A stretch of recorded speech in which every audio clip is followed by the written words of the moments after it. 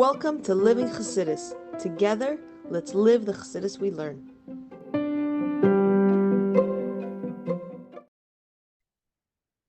Morning, everybody. Welcome to Chassidus in the morning. 15 minutes to change our lives. Kuntres when we give tzedakah, wherever we are, bring Mashiach closer.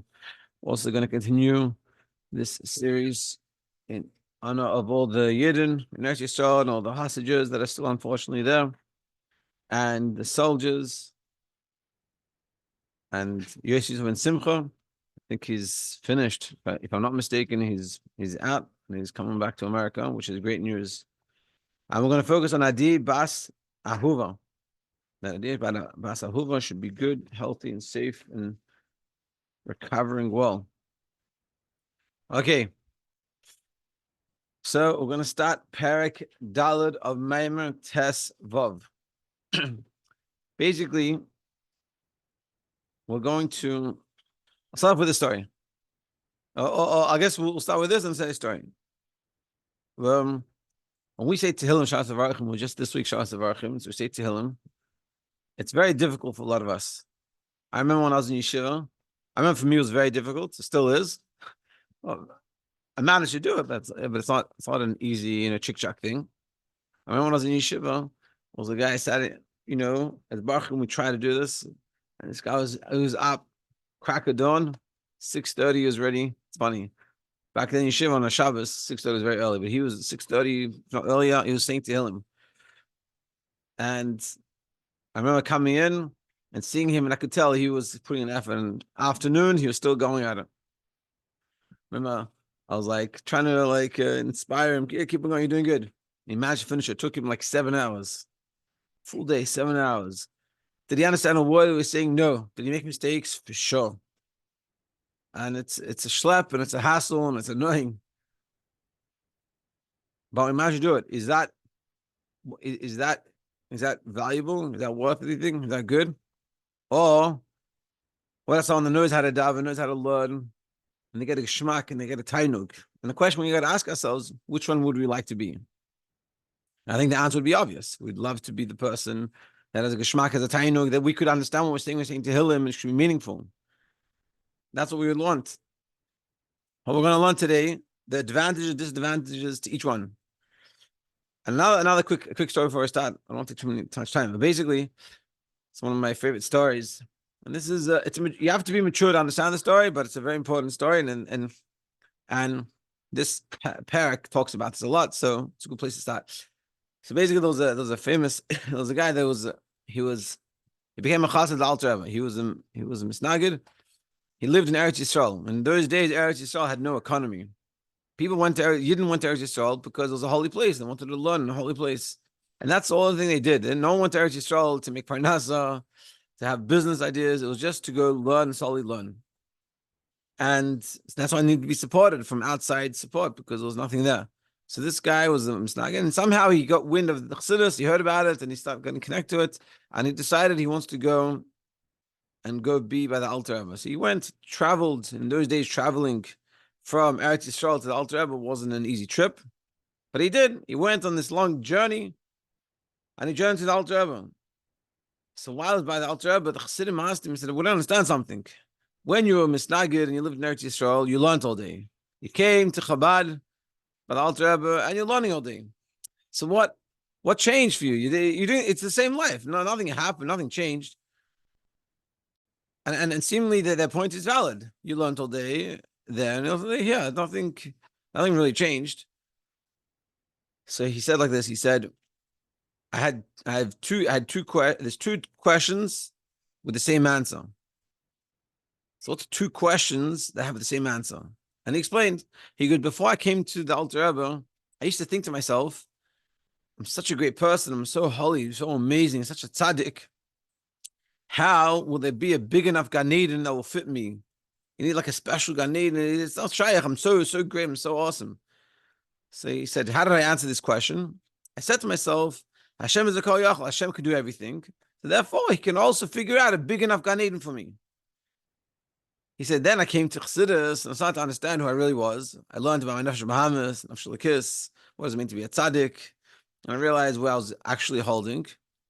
So I said to myself, how is it possible that Hashem recreates me every day and he has faith in me, even though he knows what I did yesterday, he knows how much I need to work on myself and how not where I should be holding I am.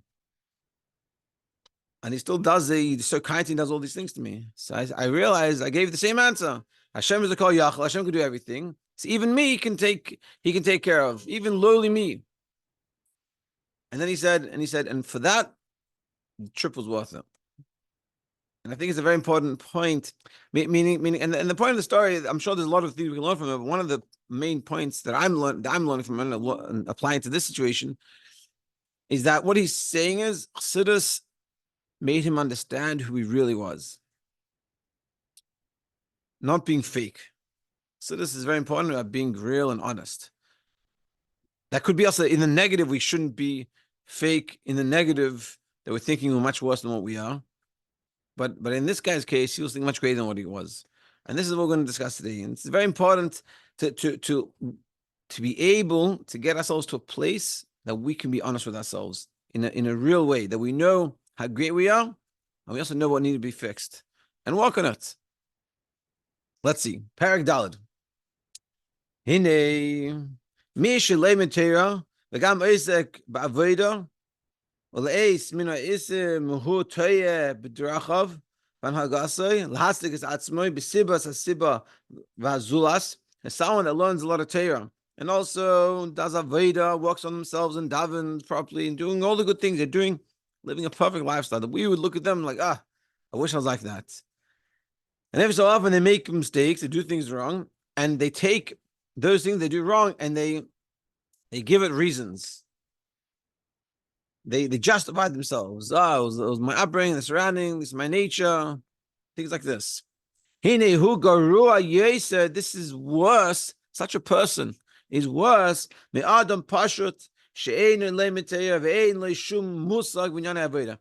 worse than a person that doesn't learn Torah, a simple person, not able to learn Torah, and they don't have any ideas of Avodah working on themselves. They're totally disconnected from Torah mitzvahs.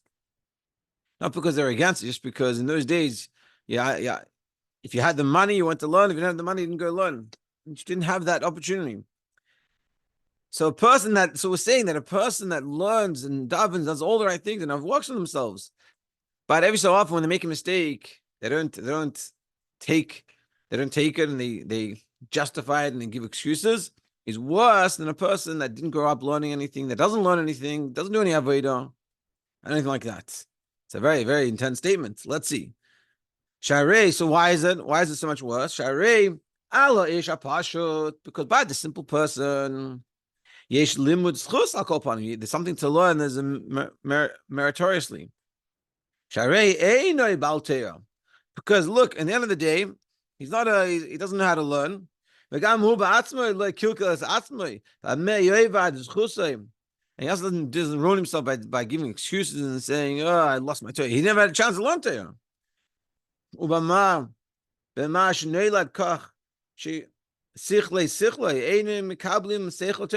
And also the fact that he doesn't have that ability to learn Torah. He wasn't brought up, he wasn't learned, he wasn't given that ability. And also, because of this, whatever they're able to do, they do. See, a simple person, he can't do much. So he learns. What do he learn? He say to him. In those days, the Alter Rebbe's time, in the Rebbe Shabbos times, there used to be a Tehillim minyan. That's all I had in America in the early days. They had in Mishnais, and then people would come together and just say Tehillim. They didn't know how to learn. They didn't have time. Wasn't able to say Tehillim. Simple Tehillim. So that person that's saying Tehillim doesn't think it's a big shot. They understand who they are. They say, I'm simple. I can't learn. I'll say Tehillim. So, undas, and what can they do? Say Tehillim. So what do? They say Tehillim. Undas was can, hein, in dibur and heyomaise tute, and whatever they can do in speech and action, they do. Meaning, we're talking about a person that can't learn. They don't have the brain for learning. But what they can do with dibur and maisa, with speech and action, they do. When they're open, hasiya shaloi is emit pshitus and tmimus, and the way they do it is in a simplicity. Shemispalel al derech pashut al kopanim v'omer tehillim. They daven in a very simple, earnest way, and they say tehillim. Hagam sheni yedei pirusham, just like us. They say tehillim. They don't know what they're saying. Like us, most of it, I don't think we understand what we're saying. At least, sure not most of it. We just say tehillim. We just repeat these words in Hebrew, and that's it. Lashon HaKodesh. V'shameya limud mishnayos ve'en Yankov, and he hears mishnayos and ein Yaakov, which is like stories from the Gemara, or Pirkei Avos and Pirkei Avos, so to speak. What people would say is like the simple stuff. And also, what do you like? What do you want from the guy? He can't even this is maybe difficult. And then this is learning, this is like sort of, you can't do more than this. And when this is just, he's listening to the shiur, he's not teaching the shiur, but you can't teach the shiur, he doesn't know it. This is that simple person. But his milo is that he's earnest. Well, be'emes, and in truth, hine levad milos hatmimus apshitus sheyesh ba'anashim pshutim, besides the mile, besides the specialness and the beauty of these simple people, that they just do this with simplicity and with earnestness. And this is an important point for us. We'll bring about it soon.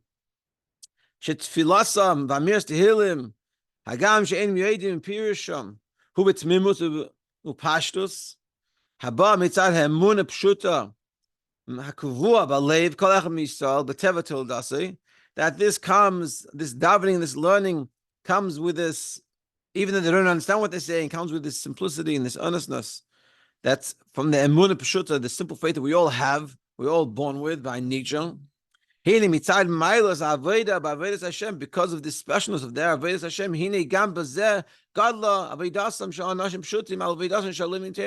also the avodas Hashem, what they work on themselves, is much greater than the people that are big learners.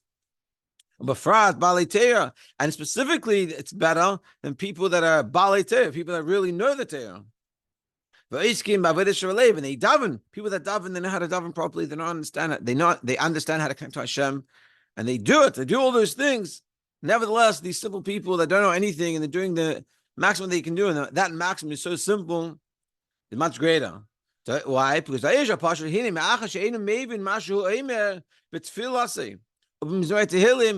they don't know what they're saying when they're saying tehillim or when they're davening. They don't understand. We don't understand what we're saying. They don't get any pleasure out of it. So it's not a geschmack. It's doing it because it's what Hashem wants from them to do. They have no ulterior motives, because they don't get anything from it. It's not like they get excited, they get inspired, it changes them in any way. They don't understand anything. Because they don't have no pleasure. Because how can they have pleasure? Because they don't understand what it's saying. And I think this is something that we got to recognize within ourselves, that in a very many ways we are like this person. We're simple people. We're trying. We're not like the old generation that they had a feeling for godliness. They understood things. They connected. I'm not saying we don't do it, but if we want to put ourselves, which person do we more relate to, the simple person or the learned person? I would say we fit more in the category of the simple person. And he's showing the milo of the simple person, the greatness, the specialness, the beauty of it. And when we come and we say tehillim, and it's like, that is special. We have to appreciate that it's very special. Even though we'd love to get inspired by it, and I'm not saying we shouldn't, but we have to appreciate the specialness of what we're doing when we say tehillim. And the fact that we don't come and say tehillim and say, I'm such a great person, look how much tehillim I say, because we understand that's nothing, it doesn't work that way. And this is like this person. We have to appreciate this person. And this is totally in contrast to a benteya, someone that's like a real learner. That he understands. Not just he knows this, they know what they're saying when they daven, and what they're saying when they say tehillim.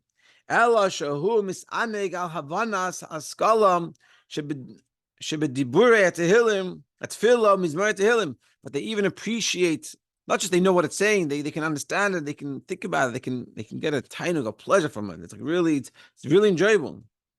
Befrat basic avoda shabalev it's feel on specifically with davening, mesinus, mizbeinen, vanyanim hamukim adadas.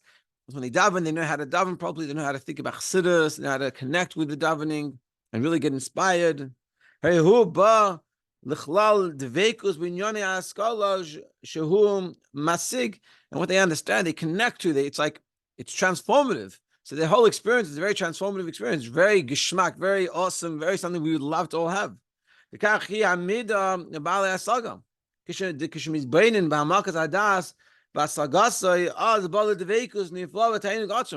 because they have that knowledge, they're able to connect. So they learn it well, which is Chabad. When they learn it well, they can connect with it, and they have a feeling, and it's transformative. He says, an awesome pleasure. The chachmas adam panav, like it says, the wisdom of a person will make their face shine, illuminate. The ruchay teva love and becomes it's geschmack to learn. It's so, it's pleasurable, just like it's pleasurable to eat and pleasurable to go do whatever. For them, it's pleasurable to learn. Al goyda yidiyase, and with their knowledge, it's like pleasurable. But tiferes lo b'bnei adam. Also, it's beautiful because I'm in front of people. I see them. Wow, look at this. Look at these people. They're davening, they're learning, and people that you look up to. It's so great. Look how good that is. You understand godliness. Look at that. That's cool. So they get so much pleasure, so much excitement of from what they're doing versus the other person that doesn't get this. The ish pashut. And we're going to have to finish it off tomorrow about the Ish Pasha. But what we're showing is that the Ish Pasha, the simple person, the beauty of it is the simplicity. And what we have to realize for ourselves, and when we do something with simplicity, and it's hard, and we push through, this has a great mila, great advantage, great specialness over someone that doesn't know, doesn't understand, it does feel good. Not saying we shouldn't have those good feelings and you should connect to it and things like this.